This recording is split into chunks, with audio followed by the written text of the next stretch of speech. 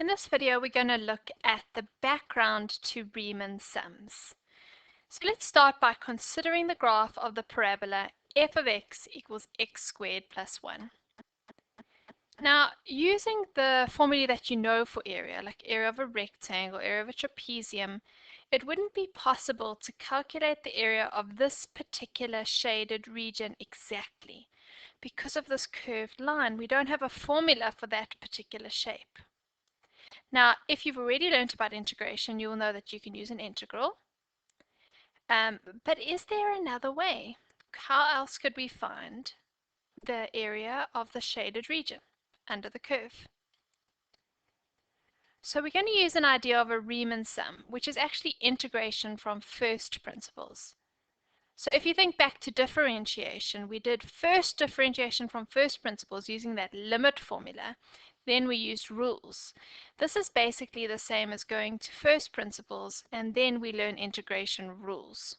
So the Riemann sum will help us to calculate the area without actually using the different techniques and the different rules of integration.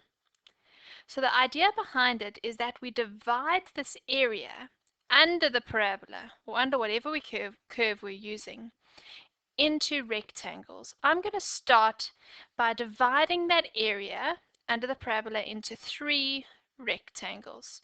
Notice those rectangles have equal widths. That's very important.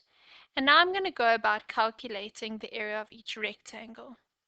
This will give me an approximate value of the actual area under the curve. So let's first look at these rectangles using some notation. So if we introduce the notation now, it'll make more sense when we generalize it to different shapes or different numbers of rectangles. So some of my notation. I've divided it up evenly into 3 rectangles using the first, each one having a width of 1. That was nice and straightforward. But let's just add in some notation that we could be using here. So first of all, I'm going to make my starting point A and my ending point B. Okay, so I've got my starting point is A, my ending point is B. In this case, A is 0 and B is 3. Now I'm going to make the bottom right-hand corner of each of those rectangles to be an x value. In this case, it's 1, 2, and 3. But if I generalize that, I would call that x1. I would call that x2, and I would call that one x3, which coincides with B, which would make this over here my x0. x0. Okay, now each width is a regular width. So the difference between x1 and x0, I'm going to refer to as my change in x1. That's the difference between x1 and x0. Then I'll refer to this as change in, remember that triangle means change in x2. That's the difference between x2 and x1. And then I'm going to refer to this as my change in x3.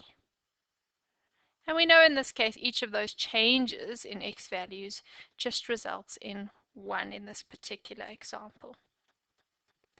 Now we know that this particular graph is graph F. Okay, it's graph F. And the function for that graph, let me just write it here again. The function for that graph is f of x is equal to x squared plus 1. So if I've got an x value, I sub it in and I square it, I add 1, and that'll give me the y value. Right, so here, if I've got my value x1 and I sub it in to my function, remember it meets the function at that point, I'm going to land up with a y value, f of x1. That's how I get my y value, and in this case it's 2. Let's do the same thing here. If I subbed in my x value x2, then I land up with the y value f of x2. Because remember, we're trying to generalize here a little bit. And I can do the same thing with x3. if I subbed x3 in, let's take that line across, then I'm going to land up with f of x3. Right, so that's how I get my different y values. And notice that those y values are the height of each rectangle. So the width of the rectangle would be change in x1, whereas the height would be f of x1. The width of this one would be change in x2, whereas its height would be f of x2. And similar for the third rectangle. Now if I wanted to go about finding the area, let's say I wanted to find the area of this first rectangle. Let's call that rectangle A. So let's actually label these A, B, and C. If I wanted to find the area of that rectangle, remember the area of a rectangle is length times breadth, or length times width. So it would be f of x1 multiplied by change in x1. That would give me the area. If I wanted the area of my second rectangle, I would take my length, which is f of x2, times it by my width, which is change in x2. So I've got f of x2 multiplied by change in x2. That gives me the area of that rectangle. Similarly, for the third rectangle, I would have f of x3, my length multiplied by my width, which is change in x3, and that's the area of that rectangle. Then I would have to add up those three areas to get my approximated area. One thing I just want you to notice is where I took these points. We'll discuss that a little bit later, but it's important to notice that these points, these ones here,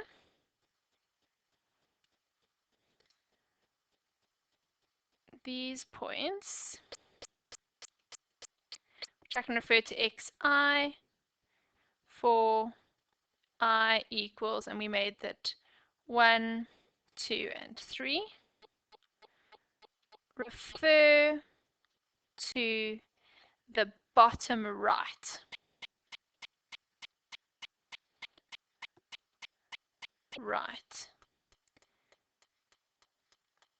Values of the rectangles.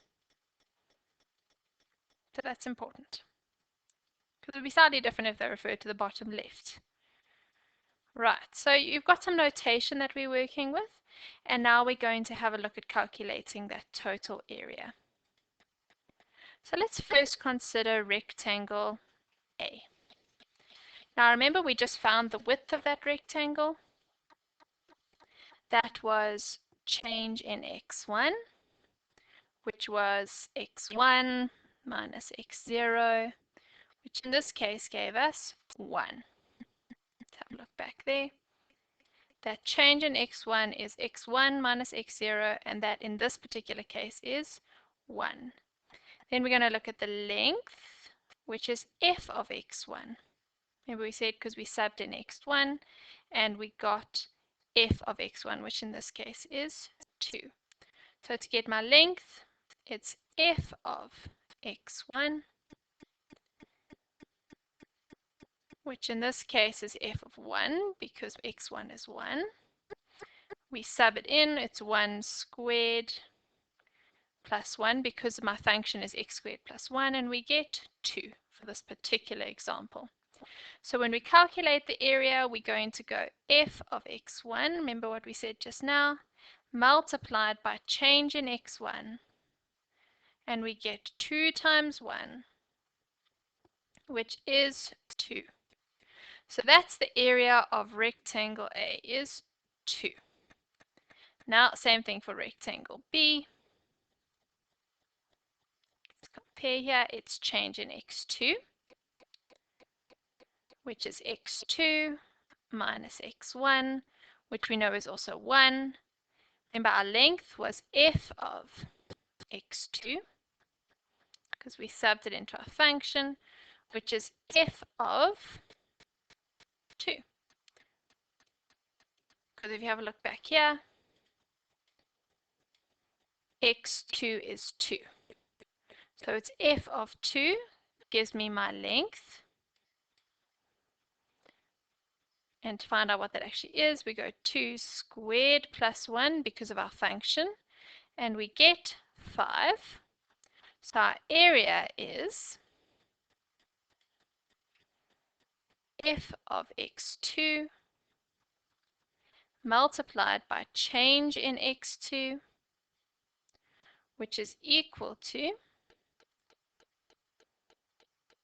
5 times 1, which is 5, making the area of rectangle be 5. Let's now look at our last rectangle, rectangle C. The width is change in x3, which we know is x3 minus x2, which again we get 1. The length is f of, we sub in x3. So it's f of, let's have a look what x3 is. Remember, x3 is 3, so we sub that into our function in order to get f of x3, which we know is going to end up being 10, but let's do the calculation. So it's f of 3. Sub it into our formula, 3 squared plus 1, which gives us 10. So the area is f of x3 multiplied by change in x3, which is 10 multiplied by 1, which is 10. So we have the areas of our 3 different rectangles. So now we want to get our total area. So we add them all together. So now have a look to get your total area. You've got f of, so I'm using notations here because later it's going to be generalized.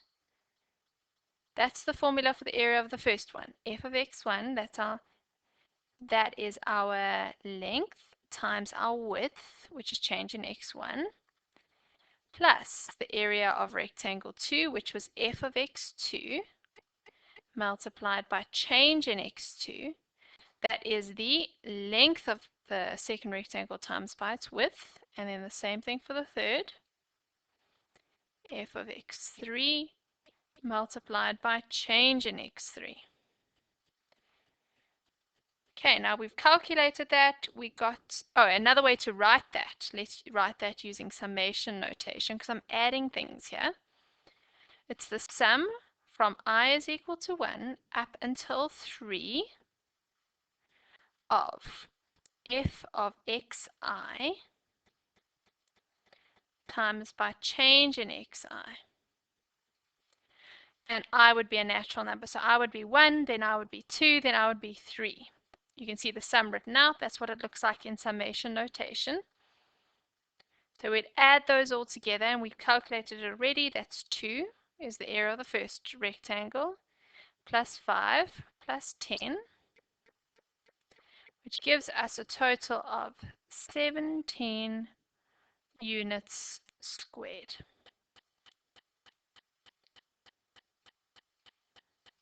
Right, so that's how we use these rectangles. Let's look back here. Those 3 rectangles add up to an area of 17. However, give it a bit of thought. Do you think that's the actual area under the curve?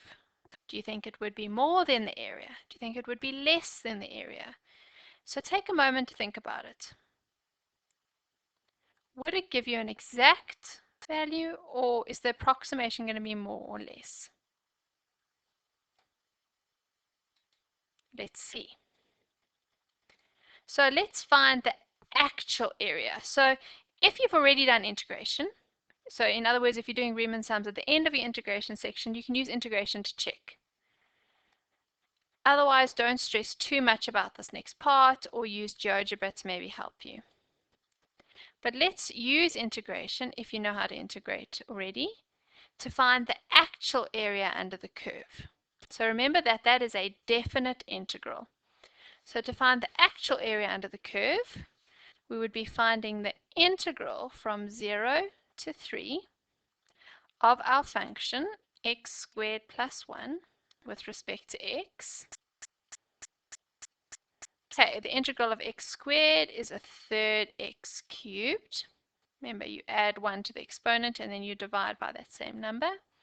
The integral of 1 is x.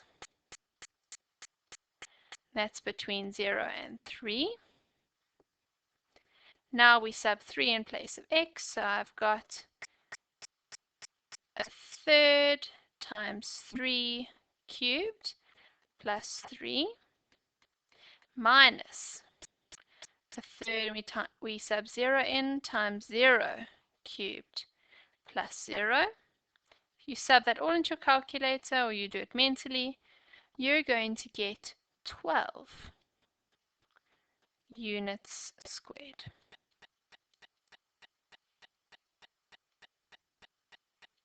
So when we approximated, let's look back, we got our area to be 17. When we found the actual area using integration, we found that the actual accurate area between 0 and 3 under that curve is 12 units squared. So you should have noted that the approximated area is too high because the area of each rectangle is slightly greater than required, since each area goes above the graph. Now, we could have also used smaller rectangles. So rather than placing the top right corner of each rectangle on the curve, we could have placed the top left corner on the curve. So let me actually show you that here. Here we have the top right corner on the curve. So let's see what would happen if we had rather placed the top left corner on the curve. If we had done that, you see that the area will now be less than what our required area is. So that's what we did up until now, is we took what was called the right sum, but we could have taken the left sum. The area will be smaller than required. So we see, and there it is in a picture, we see that the actual area under the curve lies somewhere between that left sum and the right sum. So from this point onwards, for convenience reasons, we'll make use of the right sum, because otherwise it actually changes our Riemann sum formula a little bit. Okay.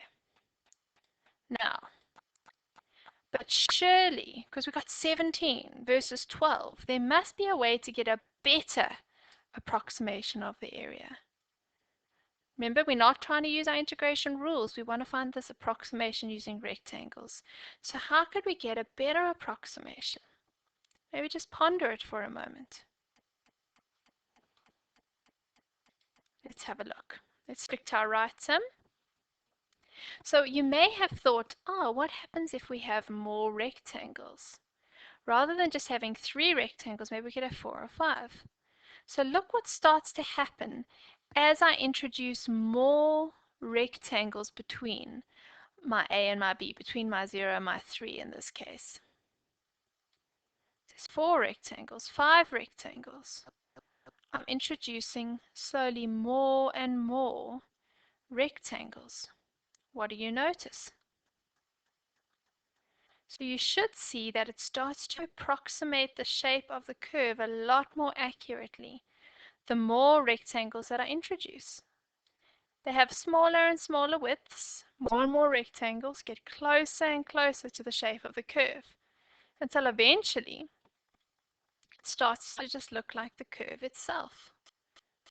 Let's have a look at that again. I start off with only a few rectangles, and the more I introduce, the closer my approximation will be. And you can see up here, we know that the actual area under the curve is 12. So have a look at that, how that number changes. Starts off with our 3, which gave us an area of 17. Oh, 2 was even less accurate, 19,875. As we introduce more and more rectangles, you'll see this gets closer and closer to the actual area, 12. More and more rectangles. Right. So how do we do that? We insert more rectangles. Now we saw that those rectangles are getting more and more and more, and that is we want to see what happens if we can now generalize that to n rectangles. So if we have n rectangles, the new approximate area will be this. Now let me just remind you where that comes from. Have a look down here. Remember when we did the total area of the 3 rectangles, we could use summation. 1 up until 3 rectangles. Now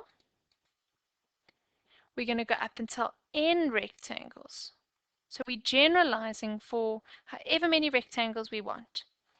So we've got from 1 up until n, where change in xi is the equal width of each rectangle.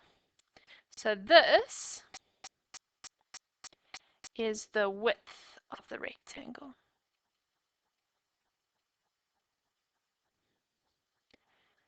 And f of xi is the length of each rectangle. So this is the length. Now the width stays the same for all the rectangles. The length is different for each rectangle, where xi is the bottom right x value of each rectangle. So have a look back here. We look at this diagram. It's the bottom right hand corner of each rectangle, not the left, but we're taking the right for these. Okay. And then we add them all up, because remember, length times width gives you the area of each rectangle. Let's just talk about how we decide on that width, that change in xi. If we refer back to the 3 rectangles that we started with, let's get this back to 3. Okay. If you have a look at these 3 rectangles and I wanted to get the width, I could take my end point, my 3, minus my beginning point, 0, and divide it by the number of rectangles I want. So it's 3 minus 0, which is 3, and I divide it by 3. That's how I got a width of 1. End point minus starting point divided by the number of rectangles. That's going to lead us to a formula to get the width. So, in general, for any interval, starting at the x value of a, ending at the x value of b, the width of each rectangle, if they're n rectangles, we're going to refer to it as change in xi, but it's my end minus my beginning divided by the number of rectangles that I want. So remember that to get your width. If we now consider an infinite number of rectangles, that means they're going to have infinitely small, infinitesimally small widths. In other words, we let n tend towards infinity. So we let our number of rectangles tend towards infinity. In other words, they get more and more and more and more and more. The actual area under the curve, bounded by a and b, can be found by the following limit. And this we call our Riemann sum. So you notice, you recognize this. That's the sum of all the areas of the rectangles. But we now let the limit, we want the limit of that as n tends towards infinity. The limit of all the areas. In other words, we just keep letting n get bigger and bigger and bigger. Just notice your I is a natural number, so it's going to be 1, 2, 3, 4, 5. And your xi is your starting point plus I times change in xi. So we'll have a look here. Let's have a look what that would look like in general with the notation, so that the notation makes more sense. All right, so here was A and B. So let's say I'm going in this general curve, so it's not the curve we've been working with up until now. Let's say we're starting from here and we're going up to here and we're generalizing. So I'm going to make that my A, there's my A, to make that my B. Now let's have a look at how we place our xi's. This is my x0. Then the top corner will be x1. Then x2, x3, etc. until we get to, let's make this xi. And remember, we're going from I equals 1 all the way up until n. So I'm going to make the last one xn. Right, and this is going to be my function f. Right, that makes sense. So that's how we see the xi. So let's just explain this. Xi is a plus. So for example, if I was going to x2, it would be a, my starting point, plus 2 times change in xi. Because remember, the change in xi is at width. So let's actually just extend one of these guys. That might help a little bit. Let's just take this block and pull it out, make it a little bit bigger. There it is. Okay. So there's my xi. That'll always be the bottom right-hand corner. This will be my change in xi, my width. Change in xi.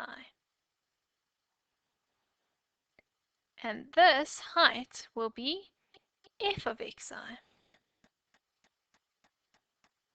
Remembering that, let's actually do that in green. Remembering that change in xi is equal to my end minus my start divided by the number of rectangles that I want. So if I want my xi, it's a plus however many of these changes of xi. So if I want x2, there will be 2 of them to get here. If I want x3, there will be 3 of them. If I want x4, there will be 4 of them. So that's how I make my way to that point. So this is the notation that we're going to be using.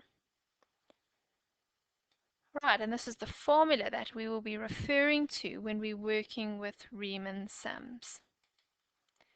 Note that you get the formula on your in your information booklet that you get given during exams, but it looks like this. Remember, that's exactly the same formula. You don't see the change in xi because change in xi is b minus a over n. Okay, so that is your change in xi. Maybe let's just make a note. That is your change in xi. And the reason why you can actually take it out is because it isn't influenced. It doesn't actually have an I in it.